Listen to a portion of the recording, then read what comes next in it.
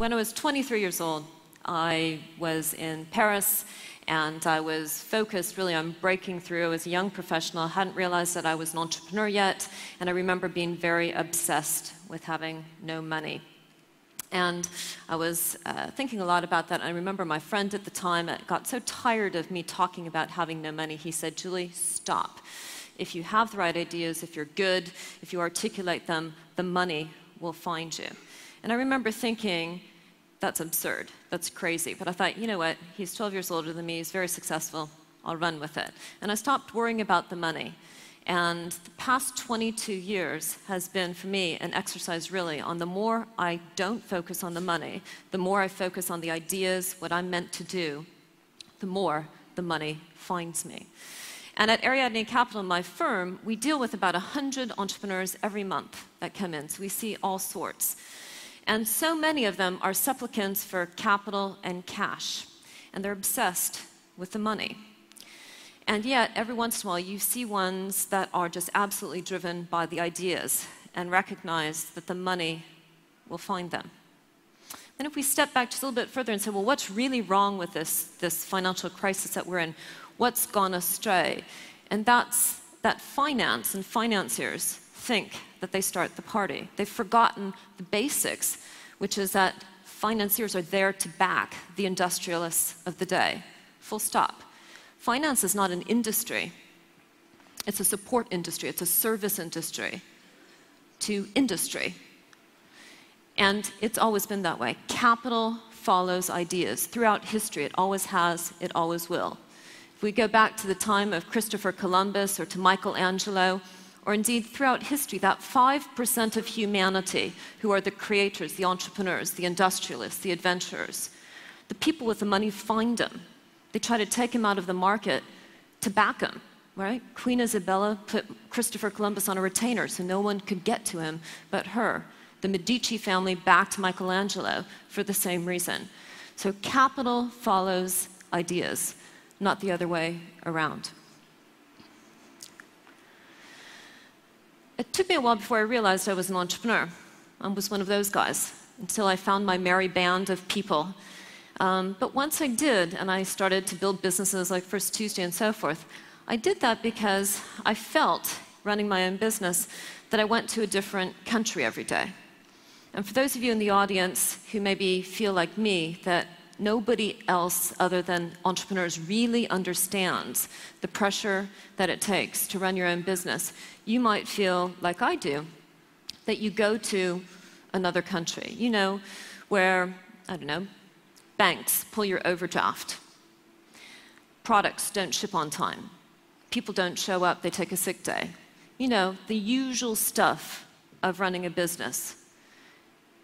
And I came to the conclusion that only people that had run their own business could understand what it was like to do that. And so I felt like I really went to another country every day.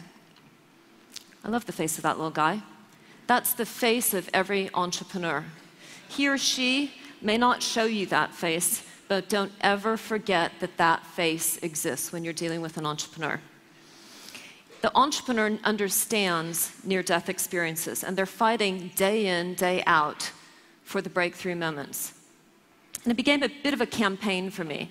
Walter mentioned that I set up something called First Tuesday, which I took international and global to about 45 cities. And I came to the conclusion it would be good for more people to go to entrepreneur country every day, to understand what it takes to build a business. But then I came to an even bigger conclusion over the past couple of years, that not only is it good for people to go to entrepreneur country, but that everybody is going to entrepreneur country. Now, some of us, and some of you, are David with his slingshot driving the train. The train's going to entrepreneur country.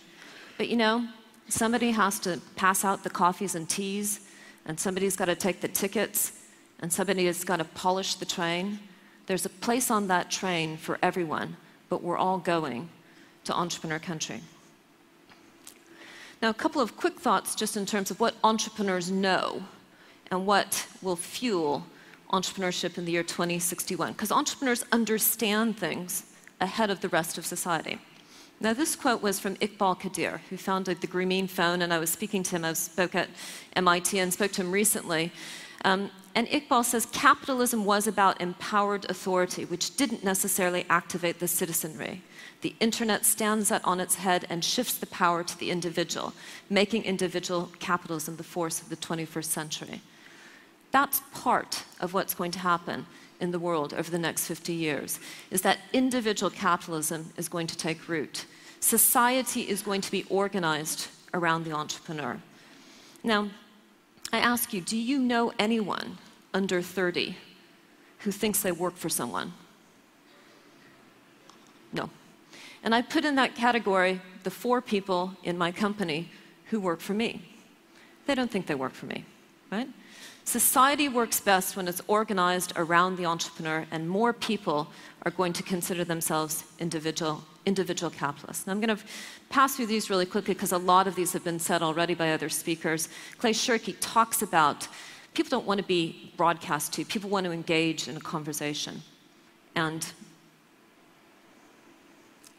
there's a fundamental network orientation, not just to business, but as Patty mentioned just a moment, to all of life. Life is not a zero-sum game, and that's what entrepreneurs really get, is that if you play a zero-sum game as an entrepreneur, you can never win. You can only win by creating a better mousetrap, by creating a bigger camembert. It's all about growth. Also, Kurzweil was spoken about earlier, so I'll skip right over that. Carlota Perez, fantastic Venezuelan economist who's based at Cambridge University, but from Venezuela. She talks about the theory of disruptive technology and adoption. She's basically looked at the past couple hundred years and pointed out that every roughly 60 years or so, there's a moment of disruptive technology, and she's chronicled those. Now, we've all lived through the commercial internet, the rise of the most recent point of disruptive technology. And indeed, in the late 90s, when I was running First Tuesday, I remember it felt pretty heady. Every internet entrepreneur felt like a David with his slingshot. He or she was going to kill the establishment, watch out world. Whatever big Goliath there was not going to withstand those internet entrepreneurs. That's not what's happening today. David and Goliath must dance, because the social and economic institutions have put their arms around broadband mobile technologies. Remember, even in 2001, as the market went down, or through the financial crisis, did we stop living our lives less online? There's no correlation between how broadband mobile penetration entered our lives and the financial crisis. These things operate completely uncorrelated. So the biggest change in what's happening today compared to that moment of disruptive technology is that David and Goliath, the established companies and the digital startups, the digital Davids, have to collaborate.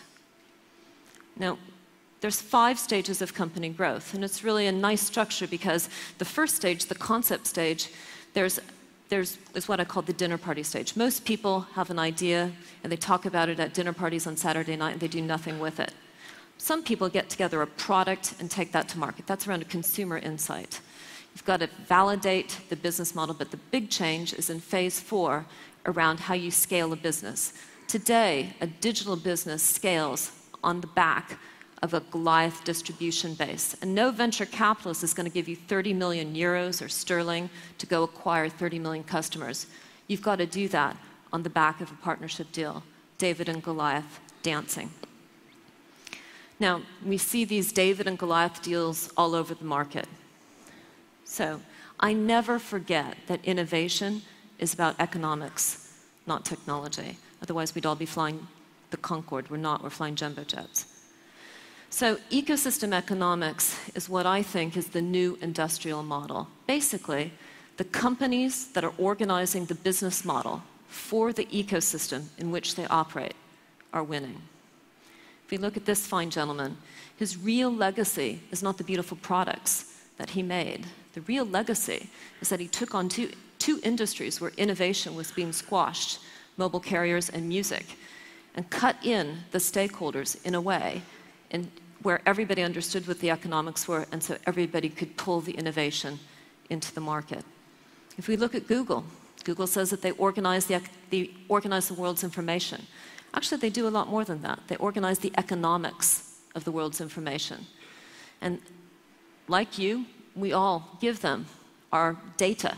They've built a multi-billion-pound business aggregating and using our data anonymously. And interestingly, we get nothing, no economic benefit for the use of our data. Their biggest Achilles heel is if somebody cut a different set of economics for the use of our data. Now, I found that entrepreneur. His name is 𝗣𝗿cie𝗠ecie𝗁𝗲. He built a company called 𝗣𝗿cie𝗠ecie𝗁𝗲, which was doing just that. It was cutting a different set of economics for the use of data in the search transaction. And Google acquired that business. We sold it to them this year for 122 times EBITDA multiple. Now, why do you do that unless it cuts to the heart of your business model? So just to follow up, last point. How do you launch a global business, whether you're David or whether you're Goliath? The key question you ask yourself is, in whose interest is it for me to be successful? You always have natural allies. Most people don't do the deep dive on the natural allies, and so as a result, they don't win. If you think about who your natural allies are, and you organize the business model for your ecosystem, they will help you pull you into the market. Thanks very much.